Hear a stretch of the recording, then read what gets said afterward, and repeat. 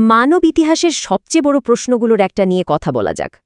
হাজার হাজার বছর ধরে ধর্মগুলো এর উত্তর দিয়ে আসছে আর মানুষের জীবন ভাবনাকে প্রভাবিত করেছে। সারা দুনিয়ার বিশ্বাসগুলোকে মোটা দাগে দুটো ভাগে ভাগ করা যায়। প্রথমটা হলো এমন এক ধারণা যেখানে একটাই জীবন আর তারপরই চূড়ান্ত বিচার। এই বিশ্বাসটা আব্রাহামিক ধর্মগুলো আর জোরাথস্ত্রবাদের একটা মূল ভিত্তি। এই বিশ্বাস অনুযায়ী একটা সময়ে ঈশ্বর মানুষের সব কাজের হিসাব নেবেন। মানে এই এক জীবনের কাজের ওপরই নির্ভর করছে অনন্তকালের পরিণতি।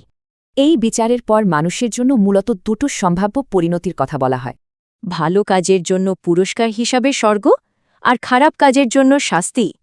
কিন্তু এই শাস্তিটা কি সব ক্ষেত্রেই চিরস্থায়ী? না, কিছু ধর্মে চিরস্থায়ী নরকের পাশাপাশি সাময়িক পরিশুদ্ধির কথাও বলা আছে। আচ্ছা, এবার আসা যাক একদম অন্যরকম একটা ধারণায়, পুনর্জন্মের চক্র।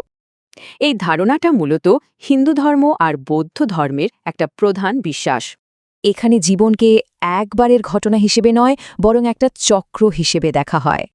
আর এই জন্ম-মৃত্যুর চক্রটা চলে কর্মফলের নীতির উপর ভিত্তি করে।